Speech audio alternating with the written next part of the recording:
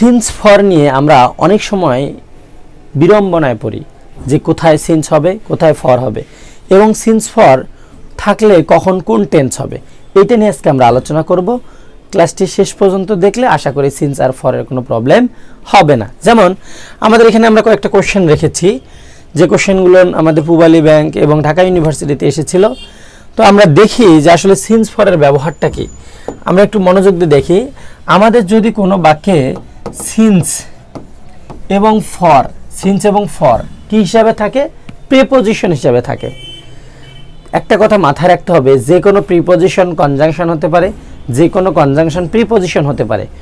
মনে রাখতে হবে, যদি কখনো কোনো প্রিপোজিশনের পরে সাবজেক্ট বসে তাহলে ওটা হয়ে যায় কনজাংশন, আর যদি কোনো কনজাংশনের পরে অবজেক্ট ফর্ম বসে তখন ওটা হয়ে যায় preposition.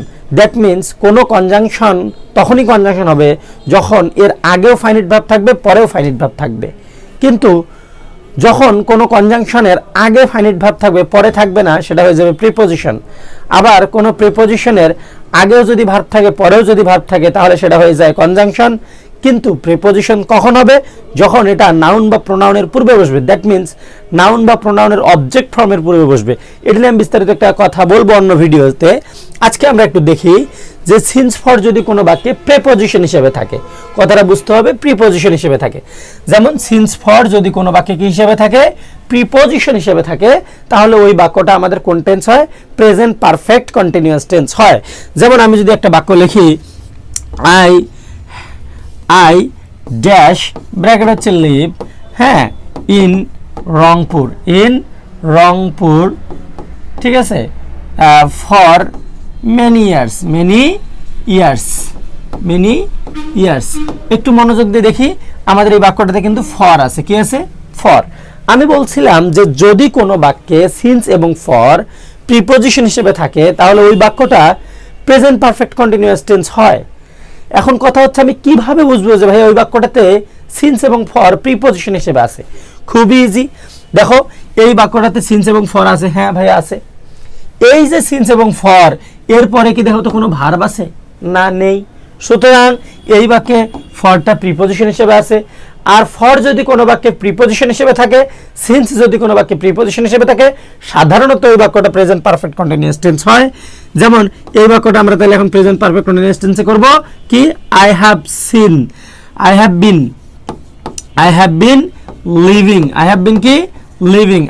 Living in Rangpur for many years.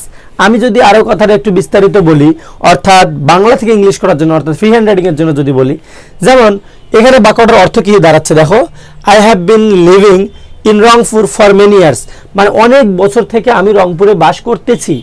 সুতরাং এখান থেকে একটা জিনিস ক্লিয়ার করে বলা যায় যে আমি এই যে বাস করা শুরু করছি অনেক বছর আগে, মানে অনেক দিন আগে, অতীতে আমি কাজটা শুরু করছি, আমি এখনো কাজটা করছি, অর্থাৎ আমি এখনো বাস করছি রংপুরে।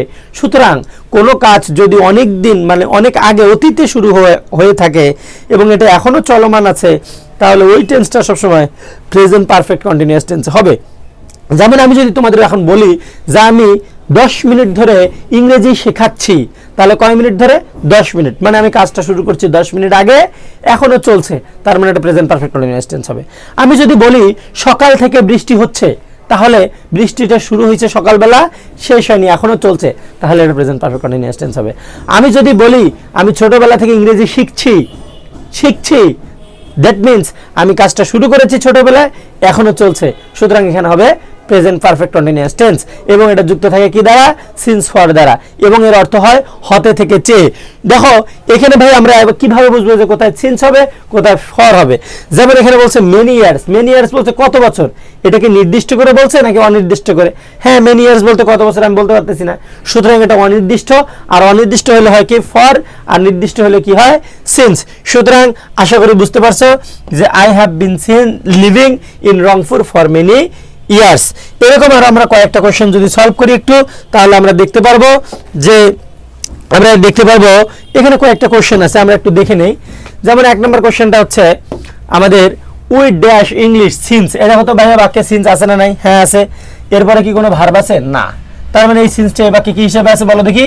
প্রিপোজিশন হিসেবে আছে। মনে রাখবা সিন্স কিন্তু একটা কনজাংশন, কিন্তু দেখো এরপরে কোনো ভার্ব নেই, সুতরাং এটা কনজাংশন নয়, এটা হয়ে গেছে প্রিপজিশন। আর আমি তোমাদের কি বলছি, সিন্স ফর যখন প্রিপজিশন হিসেবে কাজ করবে এবং এর অর্থ হবে হতে থেকে চেয়ে, তখন ওই বাক্যটা অবশ্যই প্রেজেন্ট পারফেক্ট কন্টিনিউয়াস টেন্সে হবে। তাহলে এখানে প্রেজেন্ট পারফেক্ট কন্টিনিউয়াস টেন্স কোনটা, এই যেটা আই হ্যাভ বিন লার্নিং। তাহলে দেখো দেখি, we have been learning English since hour childhood, মানে আমাদের শৈশব থেকে আমরা ইংরেজি শিখতেছি বা শিখছি। তাহলে কাজটা শুরু হয়েছে কখন, অতীতে, শেষ হয়ে গেছে না চলমান আছে, হ্যাঁ চলমান আছে, এই জন্য এটা প্রেজেন্ট পারফেক্ট কন্টিনিউয়াস টেন্স হবে। আবার আসো, আমি যদি দেখি এই কোশ্চেনটা আমরা দেখলাম, দেখো এই বাক্যটাতে আমাদের সিন্স আছে এবং এরপরে কোনো ভার্ব নেই, সুতরাং এটাও আমাদের প্রিপজিশন হিসেবে আছে। আর আমি বলছি যখন কোন বাক্যে সিন্স ফর প্রিপজিশন হিসেবে থাকে ওই বাক্যটা কোন টেন্স হয়, প্রেজেন্ট পারফেক্ট কন্টিনিউয়াস টেন্স হয়। সুতরাং ইট যেহেতু আমাদের থার্ড পারসন সিঙ্গুলার নাম্বার, এই জন্য আমাদের উত্তর হবে it has been রাইনিং, it has been রাইনিং। এরপরে 3 নম্বর কোশ্চেনটা ঢাকা বিশ্ববিদ্যালয়ে আসলে আমরা একটু দেখি। দেখো, the baby dash since morning, এই দেখো এখানে আমাদের কি আছে, সিন্স আছে, কি আছে ভাই, সিন্স। সুতরাং সিন্সের পরে যেহেতু কোনো ভার্ব নেই, এটা হচ্ছে আমাদের কি একটা প্রিপজিশন।